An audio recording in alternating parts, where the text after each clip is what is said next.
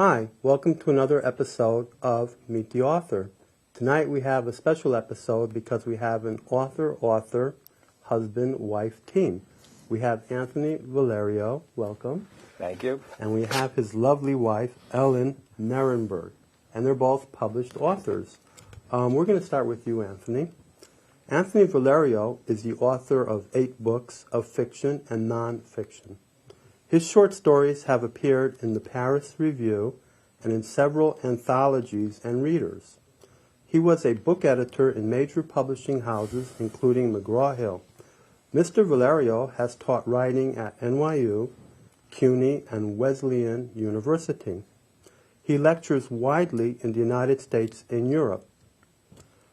Tonight, I have both Anthony and his wife because I wanted to talk about the author process and how two authors who are married to each other can help this creative process and work together.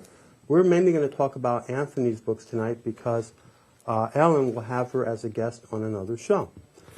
Anthony, tell me about your book. You have 8 books, and in the front we have his first book, The Mediterranean Runs Through Brooklyn. That was his very first book.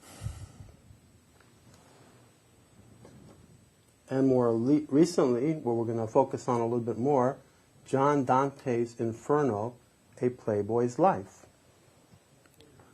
And just for a moment, we'll show one of Ellen's books. She has 4 books.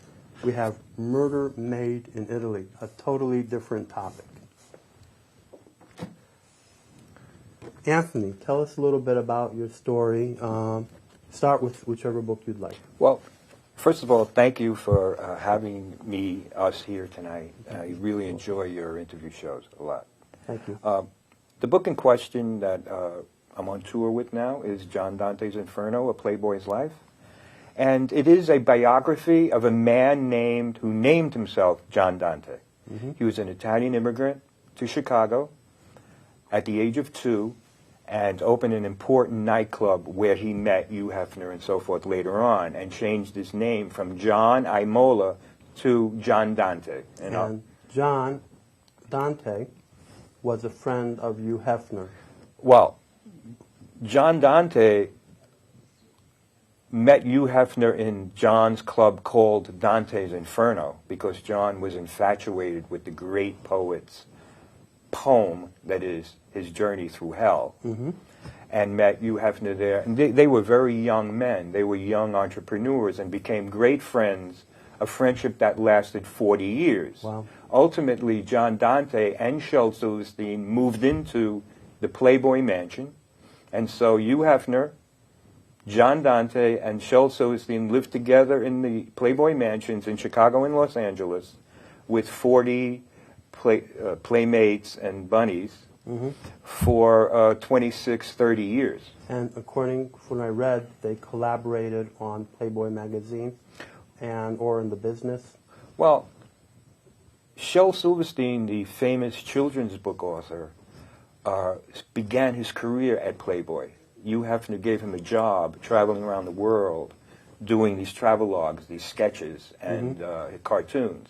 So Shel started his career at Playboy, mm-hmm. and then John became Hugh Hefner's assistant and was in charge of hiring bunnies. This is now in the 60s. Mm-hmm. I read that. Mm-hmm. Hiring the Playboy bunnies for all the clubs which were opening, and also the bunny mothers who trained the Playboy bunnies. And yes. John was in charge of the Jets. So he was a very important player in Playboy's early history.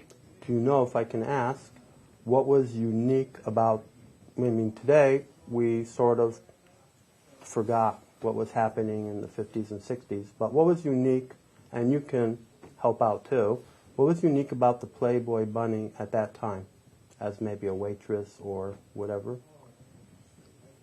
in the nightclub? Well, I think, Ellen might have more to say about this. I could just say this, that the Playboy franchise and Playboy's success early on of the magazine hit a vein in the United States that was very, very popular. Mm-hmm.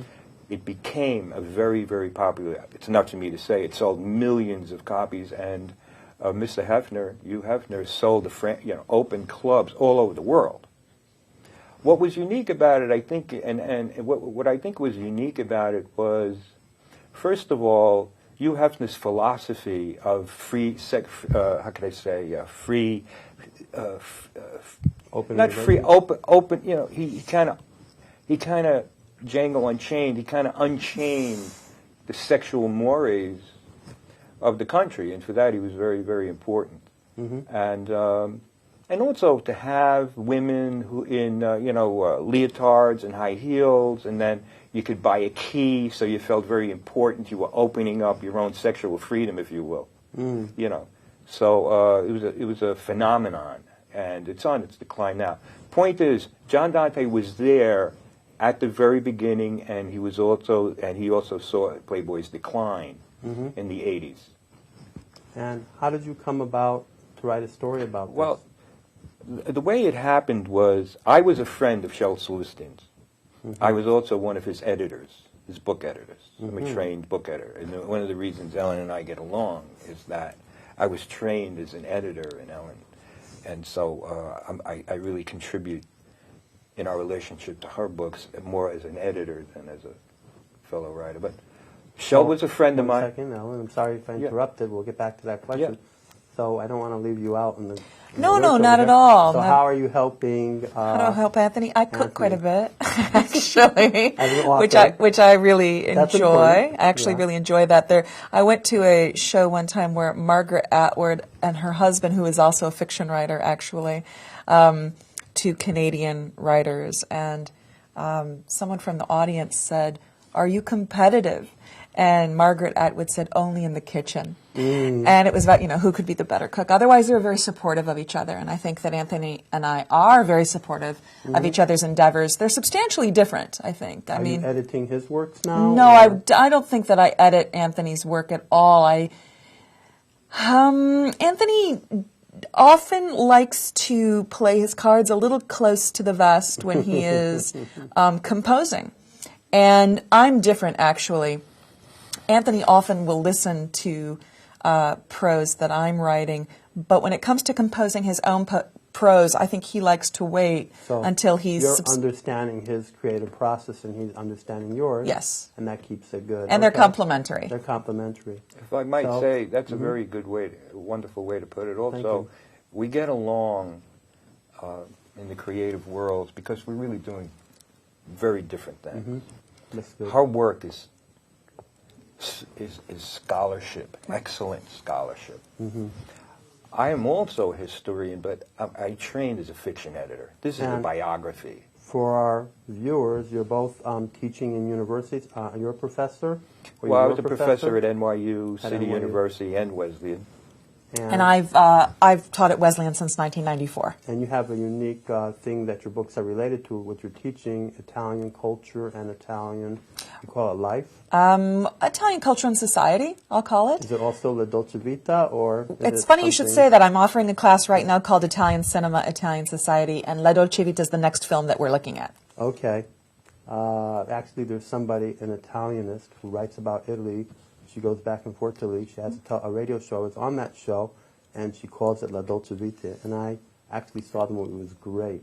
Great. So go back and tell how you got to the book. Yeah, how it came about, which is probably the most important thing for me, the impetus to write this biography of John Dante, was through Shel Silverstein. As I said, a friend of mine. I was one of his editors, and one day in the Dante Cafe, it happened to be a Dante Cafe in Lower Manhattan on McDougal Street, he said to me, he asked me to help his friend write his book. Help his friend write his book. And John Dante at that time was living in Florida, had left the mansion. This is 1995. This is toward the end of John's life. And there's a paragraph here I'll read to you. Shel Silverstein, the author of Where the Sidewalk Ends, The Giving Tree, Light in the Attic. He wrote songs like A Boy Named Sue, won a Grammy, he was famous. Was, as I said, asked me to help his friend, and Shel knew that I didn't do things like that. And so it goes something like this. We meet at the Dante Cafe, and this is the way Shel Silverstein was trying to sell me to help his friend. Okay. And he's trying to describe him.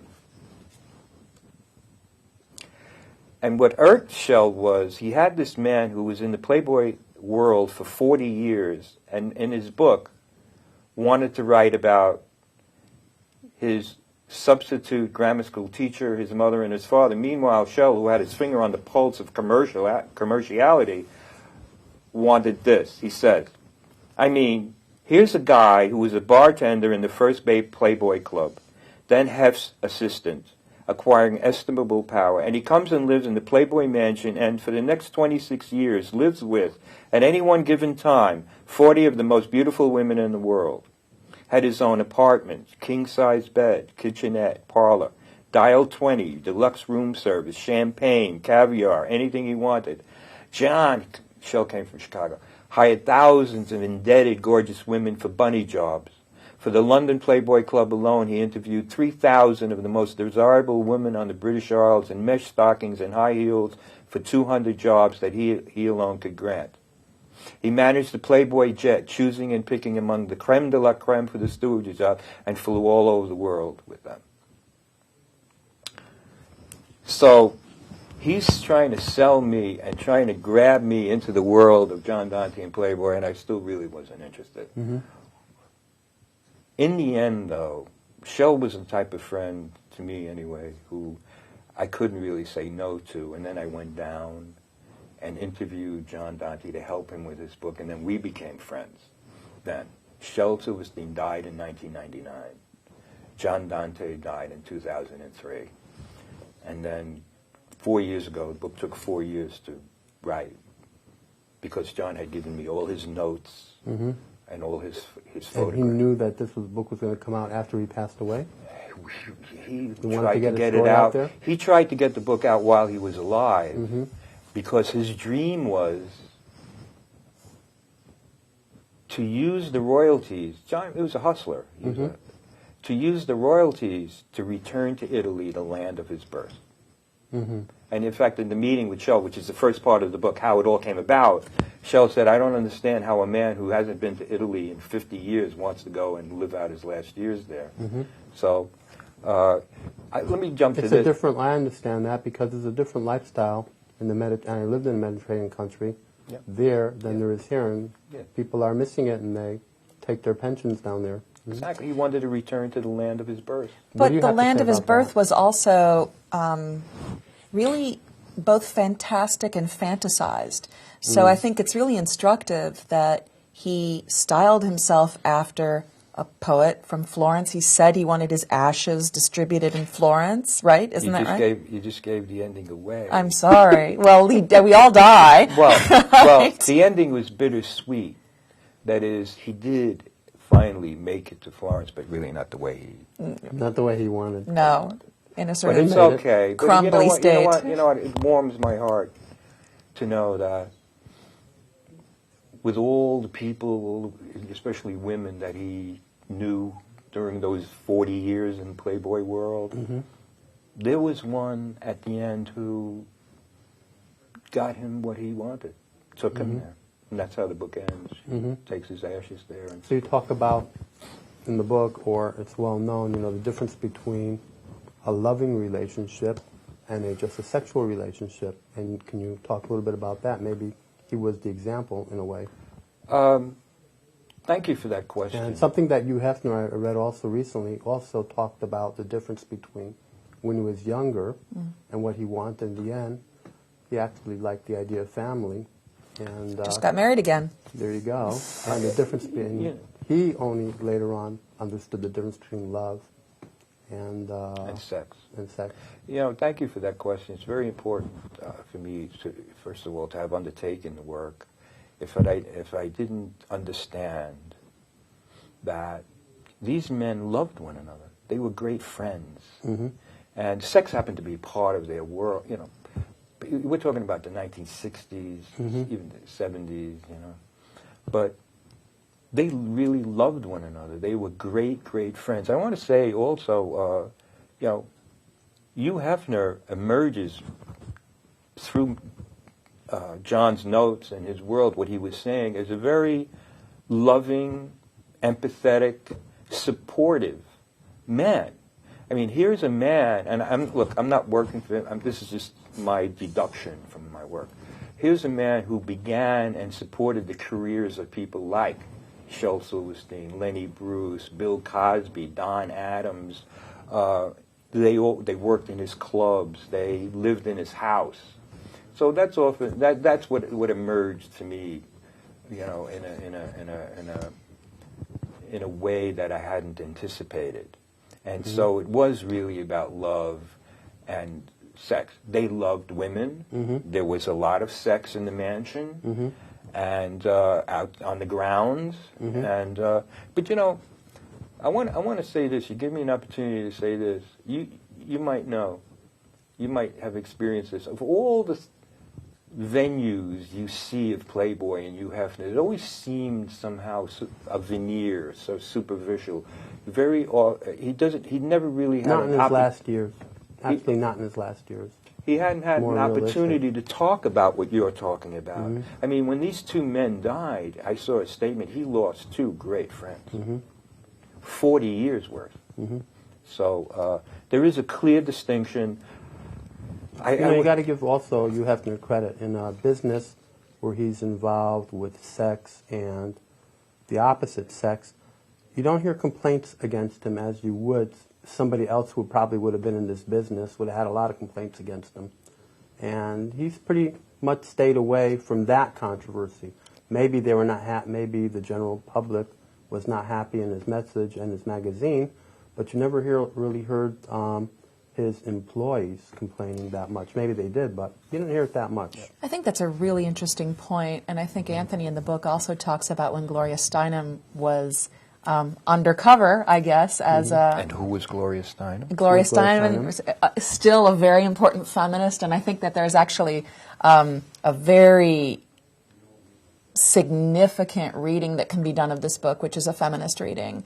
And that's a little problematic, although I think it could be a little edgy to call Hefner a feminist. What I will say is that there are these things that are happening contemporaneously, which is the beginnings of that particular moment in the feminist movement in the United States, sexual liberation, the sociology of sex that I think both feminists as well as somebody like Hefner from very different positions on the spectrum are both interested in.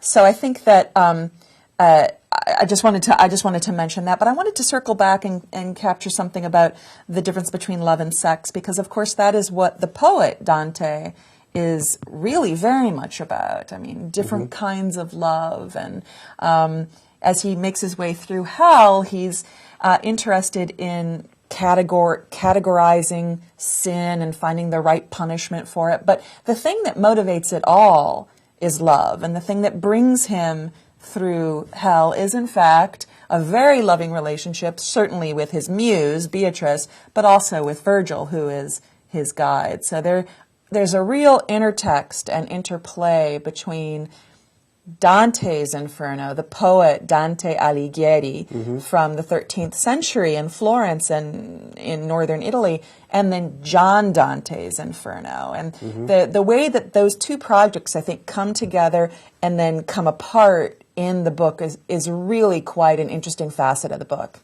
And Anthony, because we don't have that much time left, but I wanted you to read another paragraph. Thank you. A brief comment first on what Ellen said about, I would not have been interested in the project if the famous poet had not been involved.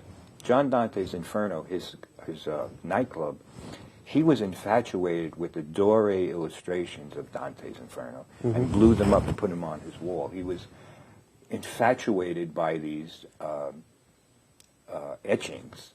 And that drew me in, the two parallel worlds of Dante's Inferno, the hell, and John Dante's personal hell, who also experienced Inferno. Paradise.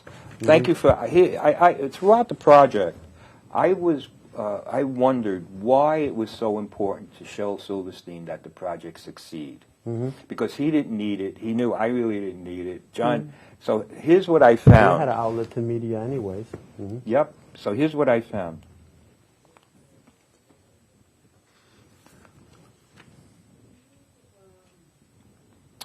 When John Dante went out on his bunny hunts, he brought back women back to the mansion. They lived there. And Shell was living there. John says, quote, all the quotes in the book, there's no invention. This is from John's notes. I brought back some great-looking chicks that Shel Silverstein was privy to, that he got to. Then we became friends. It was not only that for the first time in his life, Shel had access to several beautiful women at one and the same time, or that he became the lover of one or a few. When he was around 13, 14 years of age, he tried hard to excel at baseball, but he wasn't a good player. Nor was teenage Shelley a hit with the girls. He couldn't dance, but he accepted who he was, a non-athletic boy whom the girls didn't shine to. With the benefit of hindsight, he considered himself fortunate because he could throw himself into his drawing and in his writing. Maybe girls would come later on, and later on, too, maybe he'd get a box seat at Comiskey Park. Beautiful women came to the house on the arms of John Dante, giving him a chance, some time with an attractive woman, so that his charm and his wit and his humor and his generosity and his capacity to love could shine through. Perhaps this is what Shel was eternally grateful to John Dante for, the prime reason he sought to help him, including with his book, more so than paltry, ecstatic moments of his one weekend of bliss. John gave him the opportunity and the time for a woman to like, even love him. Mm-hmm. Very good.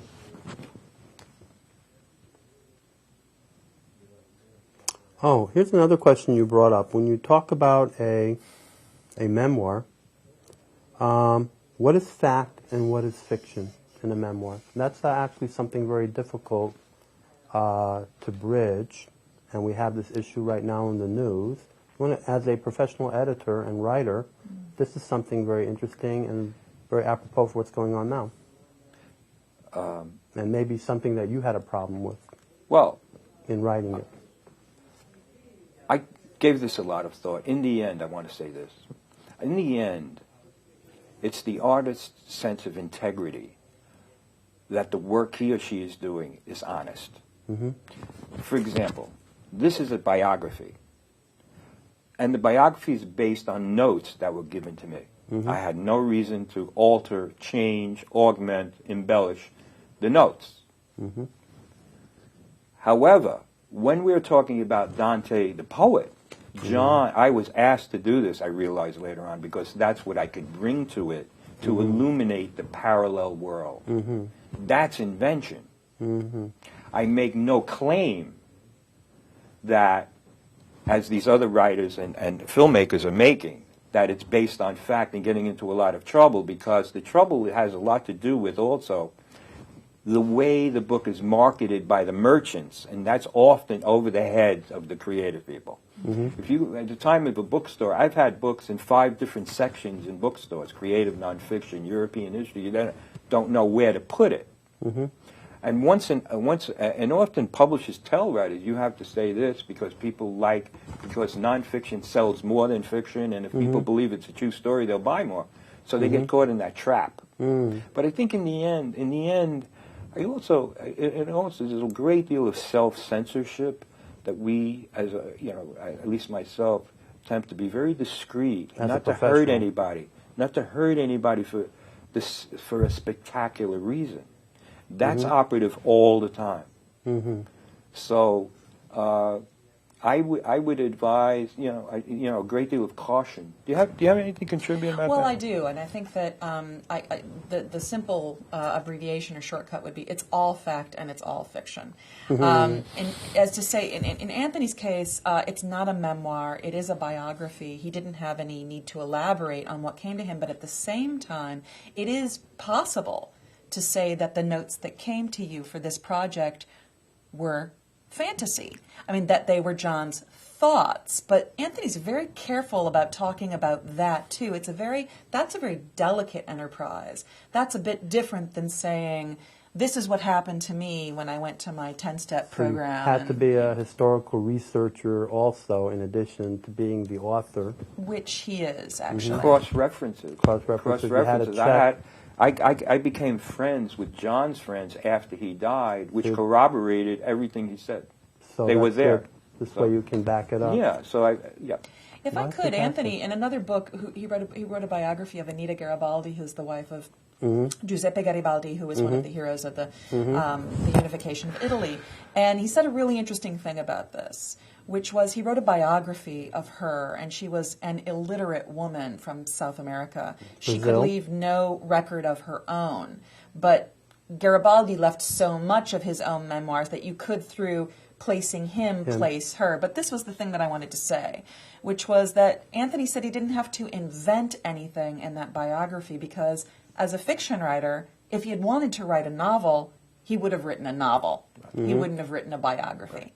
So there are all sorts of formal choices that you make when you're writing fiction as opposed to nonfiction. Excellent. Well, with that, if you can just sign over a copy to meet the author. My pleasure. There you go. Thank you.